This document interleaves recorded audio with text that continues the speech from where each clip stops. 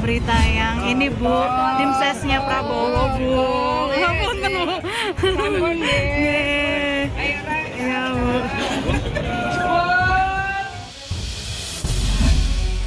Khofifah tegas tolak masuk tim pemenangan Prabowo Gibran, malah beri kode keras merapat ke kubu Ganjar nyusul Yeni Wahid, gaspol. Halo, dengar suara JJ lagi di channel Redaksi Jurnal. Tapi beda pilihan kan biasa, ya kan? Beda politik kan biasa, ya kan? Ya kan? Kami meyakini bahwa kali ini Pak Mahfud adalah mendukung Pak Ganjar. Kami memilih Pak Prabowo. Ya kami respect, kami hormat, kami ucapkan selamat. Yuk kita berkompetisi secara sehat. Dari dulu sepanjang sejarah suara NU nggak pernah utuh, biasa. Dari dulu biasa. Tinggal siapa yang akan mendapatkan terbanyak, siapa yang secara moral dianggap paling bertanggung jawab dan siapa yang paling berhati.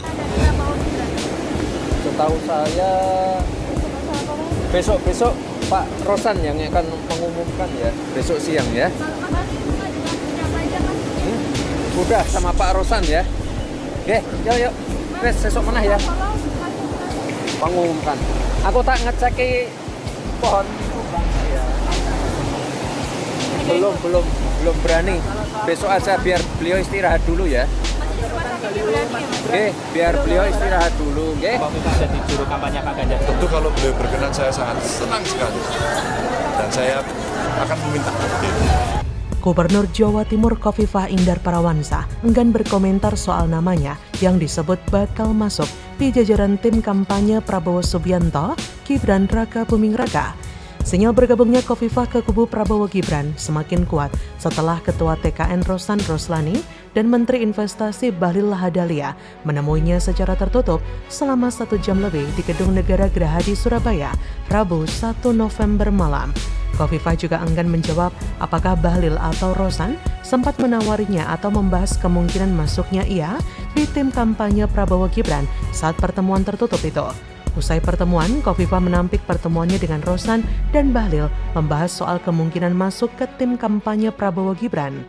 Khofifah menyebut pertemuannya dengan Bahlil membahas investasi solar sel besar di JIIPE, Java Integrated Industrial and Port Estate, Gresik.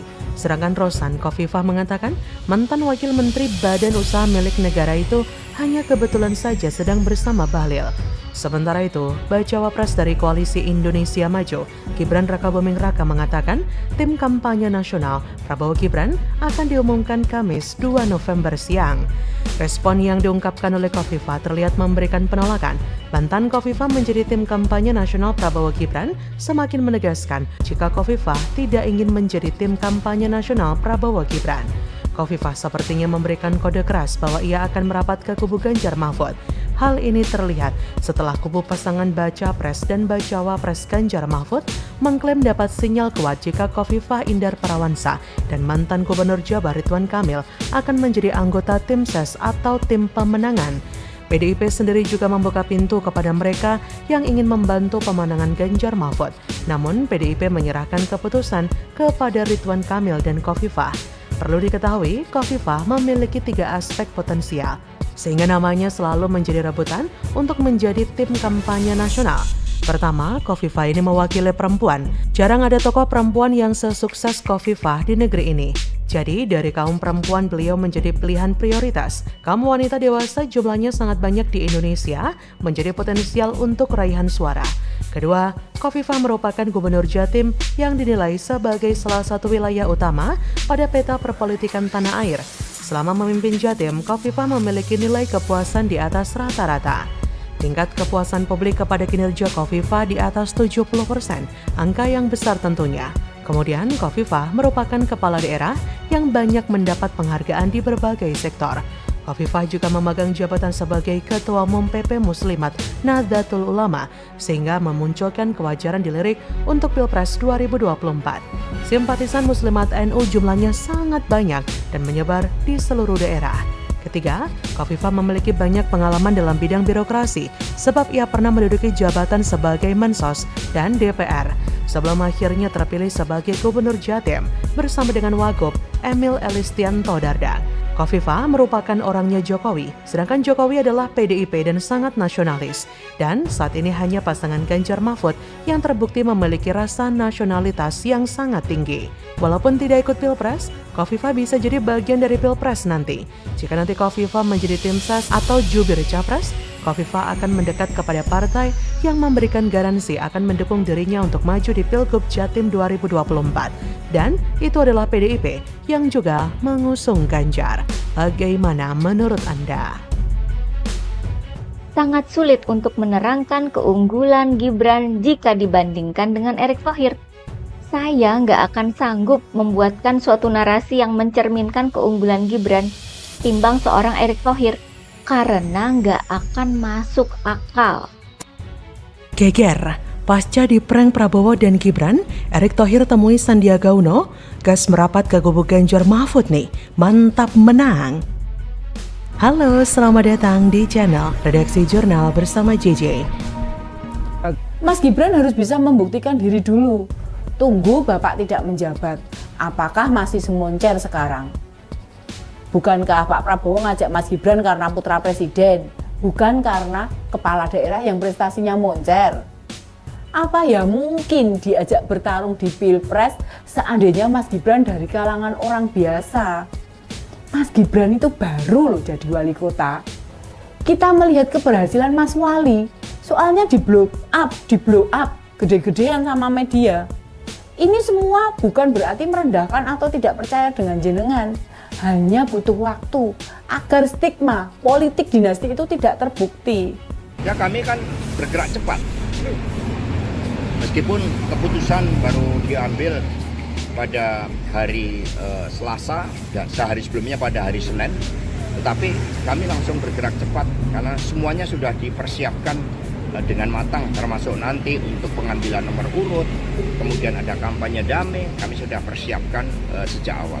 Mas, soal TPN kabarnya Pak Sandiaga Uno setelah tidak jadi cawapres Mas Ganjar masuk Dewan Pakar TPN, Mas, benar kata P3 seperti itu, Mas? Ya, betul sekali, karena Pak Sandiaga Uno memiliki kompetensi yang sangat lengkap. Beliau juga bergerak cepat, jadi cocok dengan karakternya Pak Ganjar. Kami memerlukan kepemimpinan dari Dewan Pakar, bukan pada aspek intelektual leadership-nya, tetapi juga kemampuan untuk menjabarkan secara teknokratik. Sehingga setelah berkoordinasi dengan Ketua Umum P3 Bapak Mardiono, berkoordinasi dengan Pak Arsyad Rashid, maka Pak Sandiaga Uno akan memimpin Dewan Pakar. Seperti dilansir dari laman detik.com, Menteri BUMN Erick Thohir bertemu dengan Menteri Pariwisata dan Ekonomi Kreatif Sandiaga Uno. Pertemuan ini berlangsung di tengah hiruk-pikuk saat Prabowo Subianto Gibran Raka Buming Raka mendaftarkan diri ke KPU sebagai baca pres dan bacawa pres di Pilpres 2024. Pertemuan itu diunggah dalam Instagram pribadi Erick Thohir. Keduanya melakukan pertemuan di Kementerian BUMN. Ada banyak hal yang dibahas dalam pertemuan keduanya. Tulis Erick dalam salah satu unggahannya Rabu 25 Oktober, kangen juga diskusi untuk kemajuan bangsa sama Mas Sandi @Sandiaga Uno. Nah, dua-duanya disebut-sebut sebagai kandidat kuat calon wakil presiden, bukan tanpa alasan, karena keduanya mempunyai elektabilitas yang cukup tinggi di berbagai survei capres-cawapres nasional. Namun sayang, keduanya mempunyai nasib hampir sama, yaitu sama-sama di prank. Tapi masih mending nasib Sandiaga ya, karena kini yang bersangkutan secara resmi diumumkan sebagai Ketua Dewan Pakar Tim Pemenangan Nasional TPN Ganjar Pranowo dan Mahfud MD di Pilpres 2024. Kepastian itu disampaikan Ketua TPN Arsyad Rashid usai rapat lebih dari 3 jam bersama dengan para ketum partai pengusung di kantor TPN, Gedung High End Kebon Siri, Jakarta Pusat, Rabu 25 Oktober. Meski menjabat sebagai Dewan Pakar, Arsyad mengungkapkan Sandiaga akan tetap turun ke lapangan menggalang dukungan. Bahkan menurut dia, relawannya akan ikut melebur bersama para relawan lain di bawah TPN. Pada kesempatan itu, Ganjar selaku Capres turut mengumumkan beberapa nama lain di jajaran Wakil Ketua dan Deputi TPN. Nah, meski gagal jadi cawapres Ganjar, tapi Sandiaga Uno masih mendapatkan posisi penting di jajaran tim pemenangan Ganjar Mahfud. Sandiaga juga pastinya legowo dan menerima pilihan partai koalisi ini. Wah, yang paling nyesek tentu saja Erick Thohir. Ketika masuk dalam daftar singkat calon kuat, artinya Erick Thohir memang dinilai mampu jika memang akan diberikan mandat sebagai cawapres. Tidak hanya di kubu Ganjar, tapi di kubu Prabowo pun waktu itu nama Erick merupakan salah satu calon yang kuat. Dari partai koalisi pendukung Prabowo, PAN merupakan partai yang mengusung Erick sebagai kandidat cawapres Prabowo. Bahkan ketika KPU sudah memulai jadwal pendaftaran capres-cawapres, PAN masih sangat bersemangat mendukung Erick Thohir untuk jadi cawapres Prabowo. Bahkan Erick Thohir sudah bikin SKCK, sudah siap-siap, walaupun kemudian disebut sebagai cadangan saja. Kasihan juga ya, selevel sekaliber Erick Thohir hanya menjadi cadangan dibandingkan dengan sosok lain yang masih muda. Baru saja 2-3 tahun jadi pejabat publik di sebuah wilayah yang tergolong kecil pula.